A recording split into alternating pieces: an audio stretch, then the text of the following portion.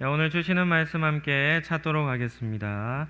마태복음 18장 21절, 22절 두 절 말씀입니다.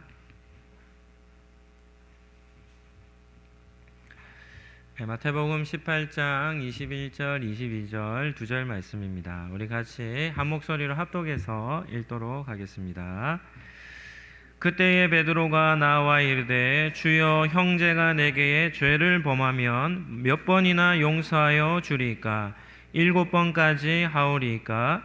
예수께서 이르시되 내게 이르노니 7번뿐 아니라 7번을 70번까지라도 할지니라. 아멘. 오늘은 베드로 12번째 시간입니다. 예수님의 수제자 레슨 6번째 시간, 용서라는 주제로 말씀을 잠시 나누도록 하겠습니다. 한번 따라하겠습니다. 예수님의 제자는 용서의 사람입니다. 오늘 말씀의 주제는 용서입니다. 용서는 참 쉬운 주제가 결코 아닙니다. 우리 성도님들은 지금까지 살아오면서 몇 번 정도 용서를 해보셨습니까? 특정한 사람이 나에게 피해를 끼치는 겁니다. 나에게 죄를 짓는 것이죠. 그러면 몇 번까지 이렇게 용서를 해주실 수 있겠습니까? 저는 목회 사역을 시작하면서 하나님 앞에서 그런 결심을 했습니다. 하나님, 저는 목회하면서 화를 내지 않겠습니다. 그래서 그런 마음을 계속해서 지켜나가고 있습니다. 그래서 사역 중에 그렇게 화를 낸 적이 많지 않았던 것 같습니다. 많지 않았다는 말은 화를 한 번도 안 냈다는 말입니까? 화를 낸 적도 있다는 말입니까? 네. 네. 사역하면서 설교 준비를 하면서도 뒤를 한번 돌아보니까 화를 낸 적이 몇 번 있었습니다. 저는 이제 주로 청소년 아이들 사역을 좀 오래 하다 보니까 한 번은 수련회 하는데 이 고등학생들 이 조장이라고 하는 애 하나가 공금을 횡령한 겁니다. 큰 건 아니었어요. 조별로 이렇게 밥을 먹으라고 1인당 6,000원, 7,000원 정도를 계산해서 조별로 자유롭게 식사하라고 돈을 주었는데, 이 녀석들이 그 돈을 딱 숨겨놓고는 뭐 하려고 하냐면 수련회 마치고 PC방 가려고 했던 겁니다.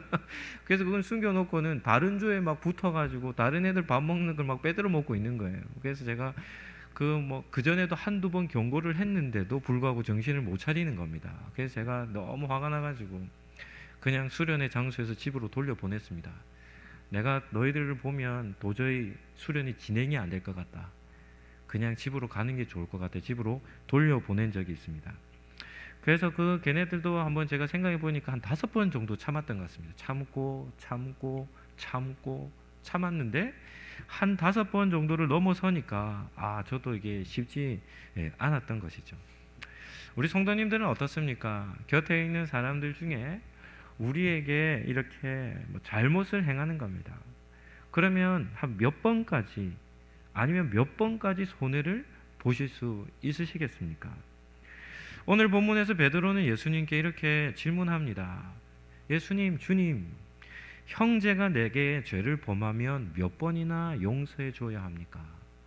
그런데 베드로는 거기에서 한 걸음 더 나아가서 구체적인 수까지도 예수님께 묻죠. 몇 번까지랍니까? 7번까지 하면 됩니까? 이렇게 질문하는 겁니다. 이웃에 있는 이 성도죠. 이웃에 있는 사람이 나에게 죄를 범하면 7번까지 용서해주면 됩니까? 이렇게 물은 겁니다. 만약에 베드로가 저에게 이렇게 물었다면 저는 이렇게 대답했을 것 같습니다. 7번까지 용서할 수 있으면 너는 천사다. 그 정도만 해도 어떻습니까? 훌륭한 성품을 가진 소유자가 아니겠습니까? 유대인의 전통에는 이웃에 있는 사람이 죄를 범하면 3번까지는 용서해 주라고 이렇게 한답니다. 그런데 4번이 넘어가면 그 사람은 참된 회개를 한 사람이 아니기 때문에 4번째부터는 용서하지 않아도 된다는 것이 유대인들 안에 있는 그런 어떤 전통이라고 합니다.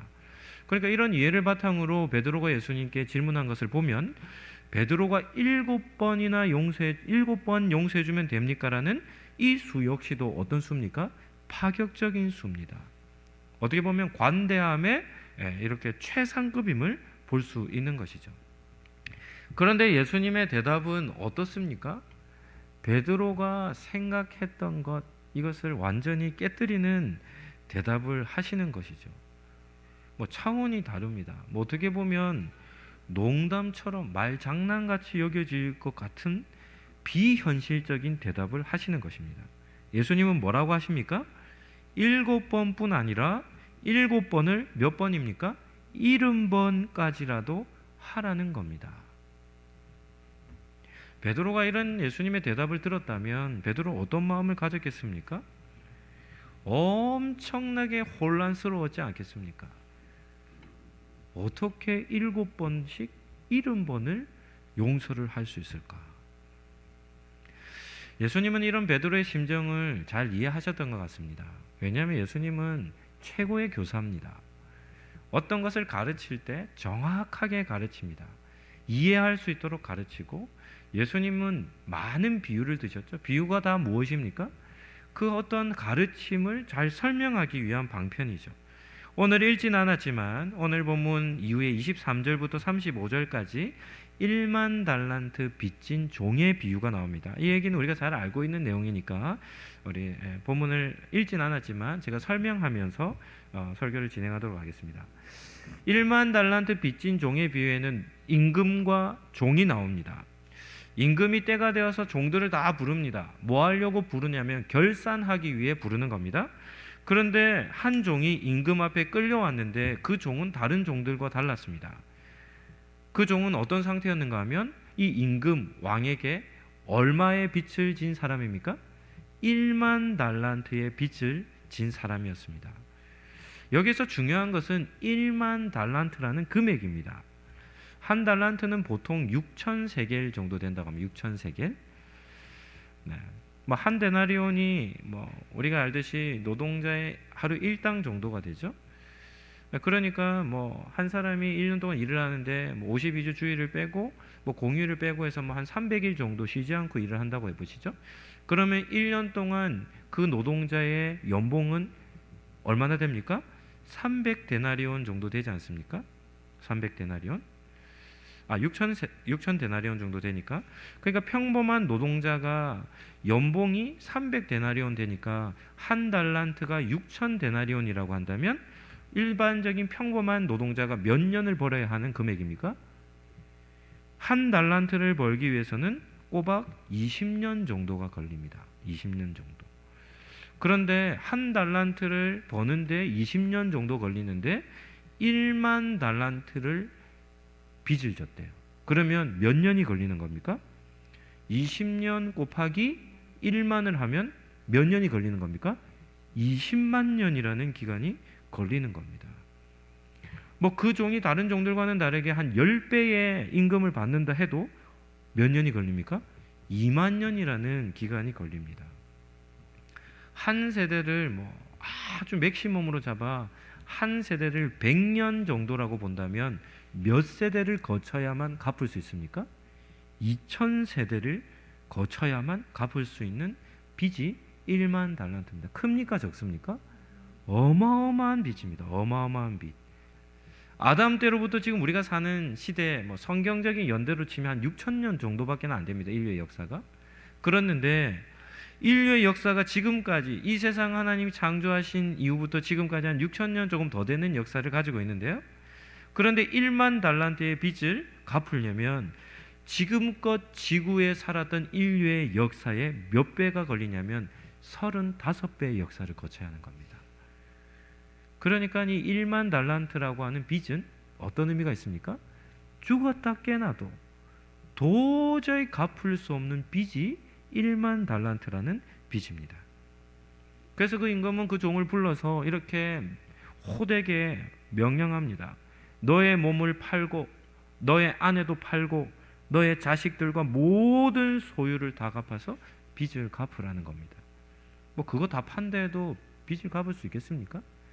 예수님 당시에는 종들이 있었거든요. 종들은 돈으로 매매했지 않습니까? 그래서 자신의 모든 것, 몸도 팔고 가정의 모든 것을 다 팔아서 빚을 갚으라는 그런 불호령이 이 종에게 내려진 것입니다. 그랬더니 이 종이 어떻게 합니까? 엎드려서 이렇게 말합니다. 내게 참으세요. 참아 주십시오. 제가 다 갚겠습니다. 이 말은 다 갚겠다는 뜻이 아닙니다. 뭐 하는 겁니까? 어떻게 해서든 이 위기를 넘기고자 하는 그런 대답이 아니겠습니까? 그런데 이렇게 엎드려서 그 종이 임금에게 비는 겁니다. 참아달라고, 기다려달라고 비는 겁니다. 그때 기적 같은 일이 발생하는데, 어떤 일이 발생하냐면 엎드려서 비는 종을 바라보는 이 임금의 마음이 달라졌습니다. 그 마음에 어떤 마음이 생겼냐면 불쌍히 여기는, 긍휼히 여기는 마음이 생긴 겁니다. 그래서 갚을 수 없는 이 어마어마한 빚을 졌음에도 불구하고 임금은 그 종을 불쌍히 여겨 1만 달란트의 빚을 탕감해 준 것입니다. 뭐 있을 수도 없는 일이죠. 꿈 같은 일이 일어났던 것입니다. 그래서 임금이 베푼 이 은혜죠. 이 임금이 베푼 은혜는 이 종에게는 어떤 은혜입니까? 자기의 당대에만 끼치는 은혜가 아닙니다. 어떤 은혜입니까? 그의 후손 대대로 가문이 기억해야 할 만한 엄청난 은혜가 아니겠습니까? 그런데 이 종이 1만 달란트 탕감받고 나서 임금 앞에서 그 자리를 떠나서 그 밖으로 나올 때 얼마나 기뻤겠습니까? 그런데 그 임금 앞에서 나가자마자 누구를 만났는가 하면 자기에게 빚진 친구를 만난 겁니다. 그 친구가 이 빚진 종에게 얼마의 빚을 졌습니까? 100데나리온의 빚을 졌습니다. 뭐 하루 일당을 한 10만 원 정도로 친다면 100데나리온이면 얼마가 됩니까? 한 1000만 원 정도 되는 빚입니다. 질문 한번 해보겠습니다. 우리 성도님들은 한 1000만 원 정도 빚진 사람에게 그 빚을 그냥 탕감해 줄 수 있겠습니까? 제가 여러 대상들에게 다 물어봤거든요. 지금까지 사역을 하면서. 근데 다 대답은 없다는 겁니다. 네, 쉽지 않죠. 네, 쉽지 않죠. 그러나 여기서 한 가지 기억해야 될 것이 있는데, 그것이 무엇인가 하면 자신이 어떤 상태였는지를 기억하는 겁니다. 자기는 어떤 빚을 탕감받았습니까? 1만 달란트라는 빚을 탕감받았습니다. 이것이 정말 중요한 포인트입니다. 1만 달란트를 대략적으로 이렇게 한 일당으로 이렇게 다 계산을 해보니까 우리가 지금 사는 시대의 돈으로 하면 어느 정도 대충 되냐면 6조 원 정도 됩니다. 6조 원. 꿈 같은 이렇게 우린 감이 안 오죠. 너무 크니까. 네. 그만큼 많은 빚을 탕감받은 사람이라면 자기에게 빚진 1000만 원 정도의 빚진 사람의 빚을 어떻게 할 수 있습니까? 탕감해 줄 수 있지 않겠습니까? 그런데 이 종은 그렇게 하지 않습니다. 어떻게 하냐면 100데나리온 빚진 그 종을, 그 사람 친구의 멱살을 붙잡고 빨리 갚으라는 겁니다. 그리고는 어떻게 하냐면 이 친구가 동일하게 얘기합니다. 기다려달라. 내가 빚을 다 갚겠다라고 얘기하는데요. 그런데 그 친구의 간곡한 요청에도 이 종은 들어주지 않고 어떻게 하냐면 그 친구를 감옥에 넣어버립니다. 빚을 다 갚을 때까지 감옥에서 나오지 못하도록 한 것입니다. 오늘 본문에서 우리는 예수님의 비유에서 이 역할을 담당하는 사람들이 누구인지를 우리는 알아야 합니다. 임금은 누구이겠습니까? 예수님의 비유에 나온 임금은 35절에 보면 하나님 아버지입니다. 하나님 아버지. 그러면 종은 누구이겠습니까? 종은 우리 자신입니다. 우리 자신. 그러면 임금에게 진 1만 달란트라는 빚은 어떤 의미겠습니까? 우리 한 사람이 하나님 앞에 지은 죄의 크기를 보여주는 것입니다. 우리가 하나님께 지은 죄의 빚은 얼마나 크다는 겁니까? 이것은 어떤 방법으로도 해결할 수 없을 정도로 그것은 큽니다. 대를 이어 갚는데도 다 갚을 수 없을 정도로 큰 것이죠. 성도라 하지만 우리도 여전히 우리의 마음속에는 이 죄성이라는 것이 있어서 우리도 계속해서 죄를 지으며 살지 않습니까? 생각이라든지 욕이라든지 이런 것도 우리가 한번 생각해 본다면 어떻습니까? 직장 생활하는 가운데서도 우리의 마음속에 어떤 마음이 됩니까? 상사를 두고도, 동료를 두고도 아니면 뭐 후배를 두고도 우리의 마음속에서는 계속해서 미워하는 말, 그들을 무시하는 말, 그들에 대한 뭐 여러 가지 막 욕들이 우리 속에서 계속 나오지 않습니까? 뭐 우리 가까운 뭐 가족이라든지 이웃이라든지 또 함께 신앙생활하는 우리 이웃 성도라든지 뭐 우리 주변 사람들 뭐 욕하는 대상들은 다 가까운 사람들입니다. 뭐 먼 사람은 나하고 상관이 없기 때문에 우리의 가까운 지인들을 향해서 우리가 얼마나 많은 험담과 비난을 하는지 모릅니다. 뭐 겉으로 표현하지 않지만 속으로 생각으로 이런 것들을 다 수로 이렇게 계산을 한다면 하루에도 뭐 우리는 많은 죄를 지으며 살아가는 겁니다. 성도가 항상 기억해야 될 것이 있습니다. 한번 따라하시죠. 죄값은 영원한 죽음입니다. 죄에 대한 결과는 영원한 죽음입니다. 죄 문제는 심각합니다. 왜냐하면 하나님께서 죄의 문제를 가볍게 다루지 않으시기 때문입니다. 그런데 우리는 죄를 가볍게 여길 때가 있죠. 그러나 죄는 결코 가벼운 것이 아닙니다. 죄는 하나님 앞에서 무서운 형벌이 되는 것이죠. 성도라면, 모든 성도라면 반드시 경험해 보았을 경험이 있습니다. 그것이 무슨 경험이겠습니까? 죄 사함을 경험하는 겁니다. 죄 사함을 경험하지 않은 사람은 성도가 아닙니다. 왜냐하면 아직까지 예수님이 십자가의 은혜를 모른다는 소리이기 때문입니다. 우리 성도님들은 죄 사함의 은혜를 경험해 보셨습니까? 예수님의 십자가의 능력이 무엇인가 하면 우리가 지었던 모든 죄를 그 예수님의 피가 용서하는 겁니다. 사함을 주는 은혜를 우리에게 허락해 주시는 것이죠. 이것은 무엇으로도 갚을 길이 없는 놀라운 은혜가 예수님의 십자가의 피로 죄 씻음을 받는 은혜입니다. 오늘 본문에서 하나님께서 1만 달란트 빚진 그 종을 바라보시며 긍휼히 여기시며 그 빚을 탕감해 주신 그 마음이 곧 예수 그리스도께서 십자가를 지신 마음임을 우리는 기억할 수 있어야 하는 것이죠.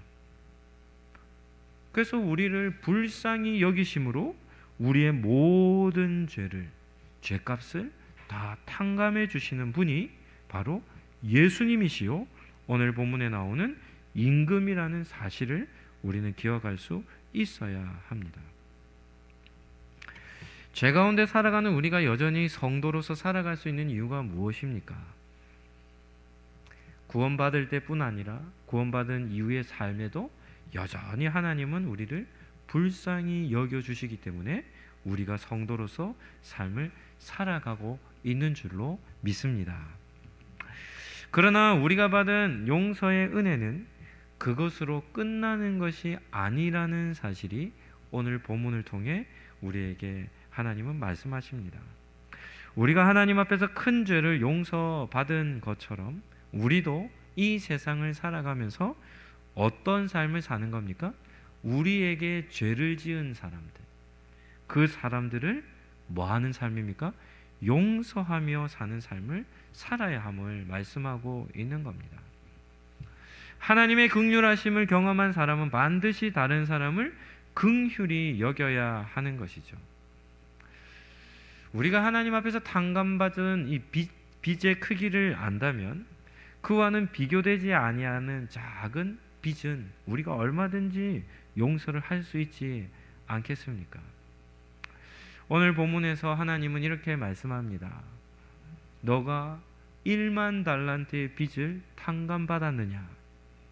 그렇다면 너도 그와 같이 용서하며 살라 라고 하시는 것이 오늘 본문에서 우리에게 하시는 말씀인 것이죠.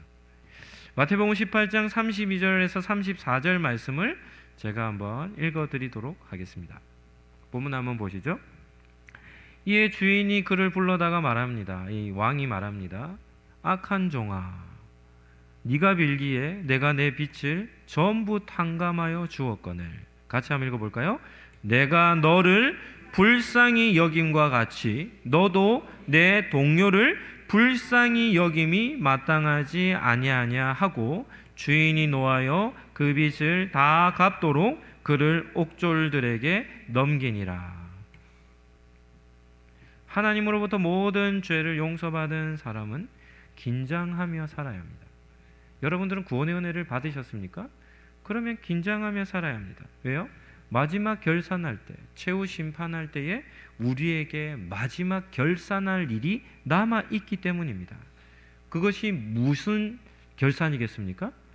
우리가 삶을 살아가며 용서를 베푸는 삶을 살았는지에 대해 결산할 때가 있다는 것입니다. 이 1만 달란트 빚을 탕감받은 사람 어떤 결과를 얻습니까? 왕으로부터 모든 빚을 탕감받았습니다. 그런데 자신이 100데나리온의 빚진 친구를 용서하지 못하니까 어떤 일이 하냐면 다시 왕 앞에 불려와서 1만 달란트 탕감받은 빚이 어떻게 됩니까? 취소됩니다. 그리고는 감옥에 갇혀서 그것을 다 갚을 때까지 감옥에 넣어둔다는 말은 무슨 뜻입니까? 그 빚은 갚을 수 있는 겁니까? 없는 겁니까? 없는 겁니다. 그러니까 영원한 멸망에 이르게 될 것이라 말씀하는 것이 아니겠습니까? 그래서 이 용서의 문제는 우리가 하나님 앞에 죄 사함의 은혜를 누린 성도들이라면 용서의 문제는 정말 중요한 자리에 위치함을 우리는 기억해야 합니다. 마지막 네 번째 살펴볼 주제는 용서의 원리입니다. 우리 35절 말씀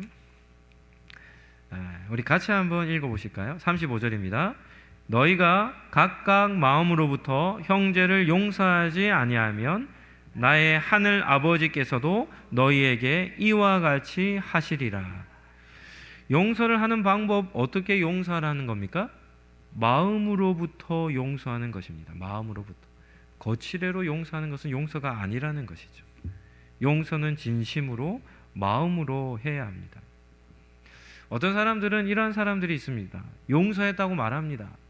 저는 다 용서했습니다라고 말하는데 실질적으로는 용서 안 합니다. 말로는 용서했다는데 여전히 마음으로는 용서하지 못하는 거. 마음에 여전히 칼이 있어요. 마음에 여전히 그 상대에 대한 원망과 억울함이 여전히 그 마음속에 꽉 차 있습니다.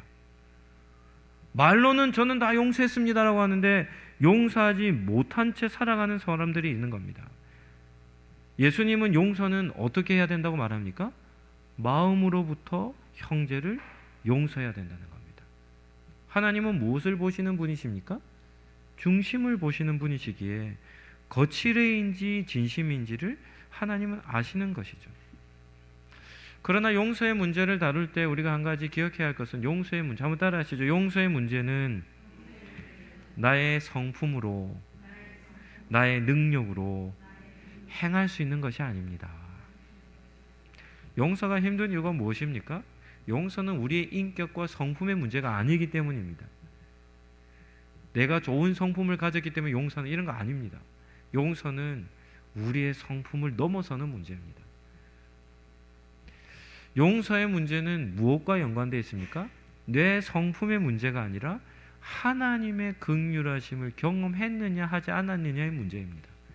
하나님 앞에서 우리의 죄값이 그리스도의 십자가 앞에서 우리의 1만 달란트와 같은 그 빚에 대한 긍휼하심을 경험했는지가 중요한 겁니다. 그것을 경험한 사람에게만 하나님은 요구하십니다. 무엇을 요구하십니까? 용서하는 삶을 요구하시는 겁니다. 이 종, 어떤 종입니까? 1만 달란트, 자기의 힘으로는 죽었다 깨나도 갚을 수 없을 만한 엄청난 빚을 탕감받은 종에게 임금이 요구하시는 겁니다. 내가 너에게 빚을 탕감해 주었던 것과 같이 너도 뭐라는 겁니까? 내 이웃에게 빚을 탕감해 주어라 말씀하시는 것이죠. 그래서 용서의 은혜를 경험해야 마음으로부터 참된 용서를 실천할 수 있는 것입니다. 말씀을 정리하도록 하겠습니다. 예수님의 제자는 어떤 사람이어야 합니까? 예수님은 지금 베드로에게 수제자 레슨을 하십니다. 베드로야, 나를 따라 나를 닮아 사는 제자는 어떤 사람이어야 된다는 겁니까? 용서의 사람이 되어야 한다. 나에게 죄를 짓는 사람을 긍휼히 여기는 사람이 되어야 한단다라고 말씀하고 있는 것이죠. 이 긍휼히 여기는 마음은 구약에서 범죄한 이스라엘 백성을 끝까지 품고자 하셨던 하나님의 마음입니다. 이스라엘 백성들 어떻게 삽니까? 하나님 앞을 떠났다가 다시금 돌아왔다 떠났다 돌아왔다 떠났다 돌아왔다 떠났다, 이것을 어떻게 하냐면 수천 년 동안 반복하는 겁니다.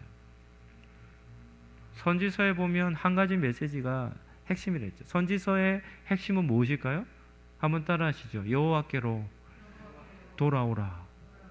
돌아오라는 메시지가 구약 메시지의 핵심입니다. 이거 하나님의 마음, 긍휼히 자기 백성을 여기신 하나님의 마음이죠. 회복 불가능한 상태였던 당자를 용서하는 아버지의 마음이 이 긍휼히 여기는 마음입니다. 1만 달란트 빚을 진 자의 모든 죄를 탕감해 주신 임금의 마음이 긍휼히 여기는 마음입니다. 우리가 복음서에도 보았듯이 예수님께서 병든 자들이 올 때마다 어떤 마음으로 그들의 병을 치유해 주십니까? 불쌍히 여기시며. 예수님의 사역의 중심에 어떤 마음이 있는 겁니까? 긍휼히 여기는 마음이 있는 겁니다. 현장에서 가늠한 여인을 잡아서 예수님 앞에 끌고 왔죠. 그래서 돌로 쳐 죽여야 되지 않겠습니까? 라는 그 죽어야 할, 돌에 맞아 죽어야 할 그 여인을 예수님은 어떤 마음을 품으십니까? 긍휼히 여기는 마음을 품으시고 그를 용서해 주시는 것입니다. 우리 주변에 있는 사람들을 한번 보시죠. 완전한 사람이 있습니까? 한 사람도 없습니다. 흠이 다 있습니다. 누구나 다 흠이 있습니다. 그런데 그런 사람들 그 흠을 보고 비난하기 시작하면 어떻게 되냐면 갈등합니다. 부딪힙니다. 싸웁니다. 분쟁을 일으키는 것이죠. 한번 따라 하시죠. 우리 주변에 있는 사람들은 싸움의 대상이 아니라 긍휼히 여겨야 할 대상입니다. 아멘입니까? 주변에 우리 있는 성도들은 다 긍휼히 여겨야 할 대상입니다. 하나님은 오늘 우리에게 말씀합니다. 우리에게 죄 지은 사람을 용서하라는 겁니다. 우리가 용서의 삶으로 인하여 하나님께로 용서의 은혜를 누리게 될 것을 말씀하고 있는 것이죠. 한 번 더 하시죠. 용서의 문제는 선택의 문제가 아니라 필수의 과정입니다. 필수 과정입니다. 필수 과정.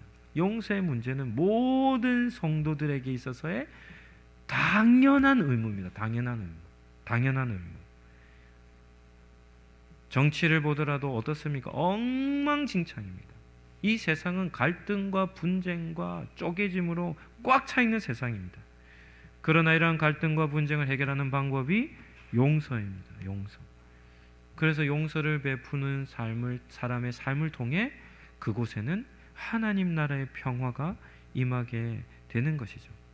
오늘 예배를 드리는 우리 성도님들, 오늘 말씀을 잘 들어야 합니다. 예수님의 모습을 닮아 사는 성도라고 한다면 우리는 주변에 있는 연약한 사람들, 우리의 보기에 부족한 것이 보여지는 사람들이 있다면 그들이 누구든지 상관치 않고 그들을 불쌍히 여기는 겁니다. 그리고 그들을 용서하는 것이죠. 그래서 우리의 마음속에 있는 원수, 우리를 어떻게 보면 괴롭히는 어떤 그런 대상들이 있다 할지라도 그들을 불쌍히 여김으로 우리는 그들에게 사랑의 용서를 베풀어야 한다는 것입니다. 한번 따라하겠습니다. 예수님의 제자는 긍휼히 여기는 삶을 삽니다. 한 번 더 하시죠. 예수님의 제자는 용서를 베풉니다. 아멘입니까? 예수님을 닮아 가는 제자라고 한다면 여러분들의 마음속에 있는 어떤 특정 대상들을 다 마음에서 씻어내시고, 씻어내는 방법은 한 가지입니다. 불쌍히 여기면 마음에서 용서가 됩니다. 불쌍히 여기셔서 그들을 오히려 용서하시고 사랑으로 잘 섬기며 이 땅에서의 삶을 승리하며 살아가시기를 예수님 이름으로 축복합니다. 우리의 모든 죄를 용서해 주신 예수님의 은혜와 1만 달란트의 빚을 탕감해 주시는 하나님의 사랑과 긍휼히 여기는 마음을 주시는 성령님의 교통하심이 긍휼을 베풀며 용서하며 삶을 살아가기로 마음에 다짐하는 우리 상록교회 모든 권속들 머리 위에와 가정과 이 나라와 세계 모든 교회 머리 위에 지금부터 영원토록 함께 있을지어다. 아멘.